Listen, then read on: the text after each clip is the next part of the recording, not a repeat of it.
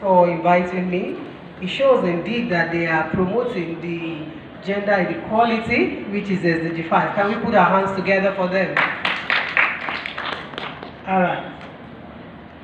Our cooperatives are autonomous associations of persons united voluntarily to meet their common economic, socio-cultural needs and aspirations through a jointly owned and democratically controlled enterprise.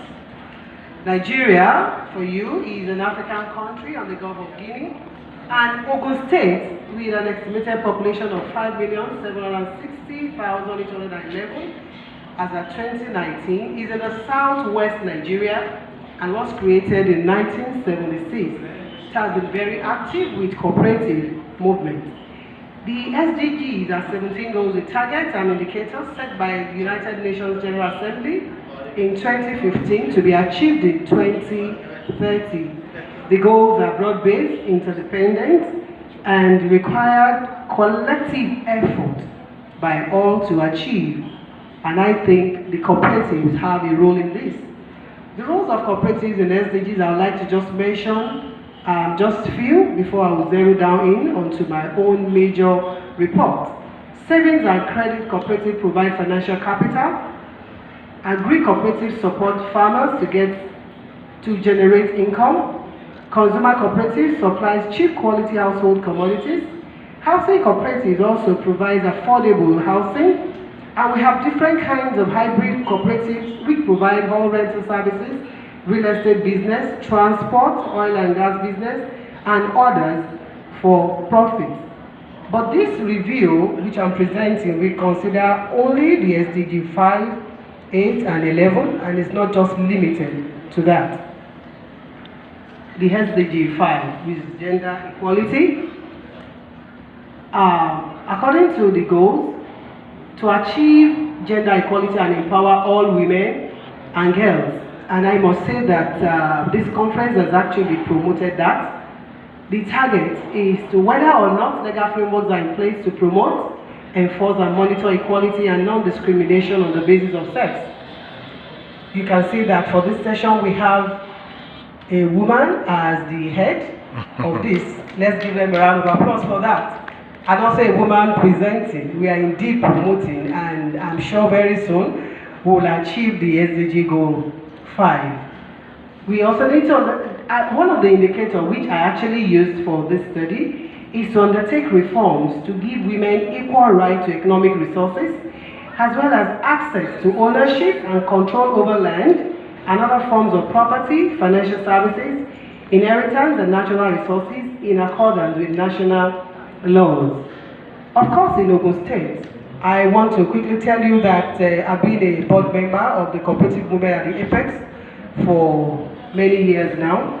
I also have the opportunity of joining the cooperative some 23 years ago as a youth, and now that I'm even younger, I'm so strong in it. So it's obvious that Ogun State is not doing badly as far as achieving the SDG goal is concerned. Gender equality is actually ensuring that women and men have equal opportunities and are qualified in the same way to access education, which of course we are doing in Ogun State, managerial and decision-making positions universally. This is also obvious, but we're going to be seeing some slides soon. It is about achieving equity in leadership, offers, and services. Men and women are partners in progress. I would like to emphasize on it. For all the women and for the girls, we actually need the men for us to actually be given the opportunity. I'm a woman and I'm married, and I'm just here, and I've been able to achieve all that I've been able to achieve, both in cooperatives, education, and otherwise, because there's a man behind me that is giving me support. So I want to challenge every man here as a take-home. Please, let us encourage our women, our girls. They can get everywhere, just the way we are. But the key is with you men, and this is the only way we can achieve SDG 5. Remember, God created us male and female. There's something unique about a woman. A woman has a womb to nurture, to incubate that goal you are desiring. And after incubating it, she's able to deliver this goal and also nurture it as a baby until it will grow to adult. That's why we see all the men here. There's one woman behind nurturing you from pregnancy up till now. This is the Ogun State cooperative data by gender. We see the male and female. It's interesting to know in number 5 that we have more female than male. The female are 55.94%, while the males are just 44%. But it's interesting to see the trend. You appreciate it better in this slide. You have for cooperative society membership, we have more women. That's with the orange graph there. And for Apex leadership, we have 3 apexes of cooperative movement in Ogun State: the Transporter Apex, the Women Forum, and the CTC CMU. It's only one of these 3 that we have a woman as their head, just because it's the Women Forum. I just hope so. Cooperative Federation and board members, of course, we have some women there, but the men are leading. And for Cooperative Society President, we have just about 50 women out of over 11,000. You can see that it's very, very marginal. But all in all, I think we are not doing badly, because females are being encouraged to take leadership position in cooperative in Ogun State. These are the activities of Ogun State Cooperative indicating compliance in SDG 5. Women empowerment is high, as many women, small and medium enterprises, obtain loans from cooperative societies in the state, and they are really, really highly enterprising and are doing a lot of businesses. There's also creation and support of women leagues, one of the 3 Apex cooperatives, which I mentioned earlier. The women in cooperative also manage all the entertainment aspects of our cooperative meetings. You know, women, they have sources that they can always have. They have a lot of things they can have. For all cooperative engagements and meetings in Ogun State, we have the women taking charge. And I think that's one way of empowering them and involving them as well. I go to the SDG 8, which is decent work and economic growth. The goal is to promote, sustain inclusive and sustainable economic growth, full and productive employment, and decent work for all. The target I'm assessing is how are we promoting development-oriented policies that support productive activities, decent job creation, entrepreneurship, creativity and innovation, and encourage the formalization and growth of micro, small and medium-sized enterprises, including through access to financial services. The indicator 8.31 is to see the proportion of informal employment in non-agricultural employment. All over the world, we see that we have a lot of women involved in the agricultural work, especially on the farms. But the men are the ones making the money from it. However, in Ogun State, we have provision of decent, direct, and sustainable employment of 100 cooperative union managers. And I really mean managers. You know, Ogun State has a very big cooperative movement, and many of them, outside the government involvement, they employ over 100 managers to manage their books and all their activities. And also they have over 1,109 other cadres of staff to manage their activities, keeping the books, the accountants, the auditors, and all that.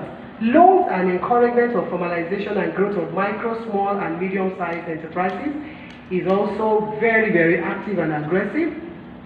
Many contract jobs also are provided for artisans and professionals to manage and maintain their building and facilities like all offices, bottled water factories, vehicles. We have a lot and a lot of business enterprises which are being managed by cooperative members in all the nooks and crannies in the state.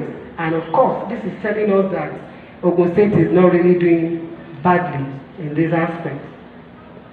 Goal 11, sustainable cities and communities.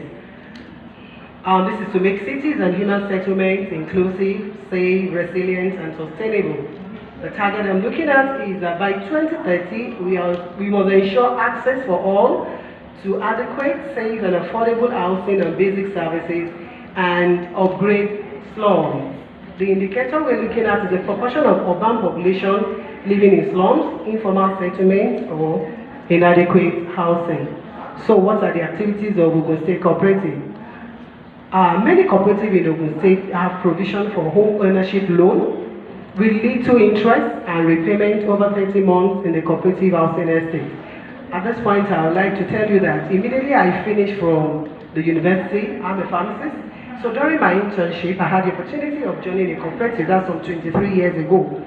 And I already owned the land as far back as 23 years ago with just about $13, 13 point something dollars, just 5,000 naira. And you know, they were removing it in installments just from my media salary then.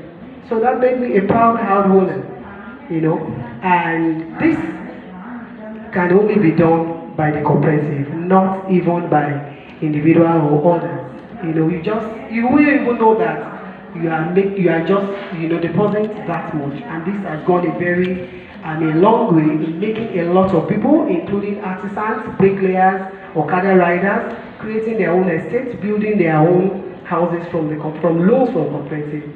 They also acquire cheaper plots of land away from the urban setting in different rural communities and sell out to members. The cooperative will go to a rural community, they will buy the land at a cheaper rate, and they allocate to members who are willing, okay, and they will be deducting the money, just a little token, for as long as they can pay it. They also give building loans for purchase of housing units or landed property outside the cooperative housing estate. I'm saying here that outside the cooperative housing estate, which they plan and propose, there are facilities also to grant building loan at a cheaper rate and at a better repayment pattern for you to buy a house that is already builded or a landed property. Many cooperatives in Ogun State also sell building materials to members at cheaper installments. So they didn't stop at just acquiring the land. By the time they've acquired the land, they also give you the opportunity, okay, to buy all the building materials like cement, and iron, blocks, and all that in installments, and they encourage you to build. They build new houses, or they buy, renovate, and even rent out old buildings for profit. So even if you're unable to buy a land or buy a house, they often build houses and they give it on rent. So you can even, as a member of cooperative, you can rent their houses. We also have halls and so many things. Community participation is promoted through all the phases of cooperative housing projects as a means of sustainability. What I mean by this is that in every community that we have the cooperative estate, they actively participate in the community development by putting up schools and getting involved in everything that has to do with development of that community. Conclusion. Ogun State Cooperative facilitates the SDGs 5, 8, and 11 in the context of provision of housing for members, decent employment for the citizen, and women empowerment in the state. But of course, more deliberate efforts are recommended to enhance achieving most SDGs by 2030. I have this recommendation. This review is able to identify general positive activities of the Ogun State Cooperative, indicating compliance in achieving SDG 5, 8, and 11 and appropriate target. What I mean by this is that this is not to say that everything is all positive. Of course, there are challenges, but rather what this study is trying to identify is this. And similar review of other state cooperative and other SDGs in Nigeria is recommended to facilitate the country's overview. Similar review of other organizations other than cooperative movements also indicating compliance in achieving SDG 5, 8, and 11 and appropriate targets is recommended. Remember that to achieve any goal, we need to start measuring our successes as we are going. Even though we're going to 2030, but 2030 is just around the corner. And the earlier we start measuring how far we're going with our benchmark, the better it is for us. Thanks for listening.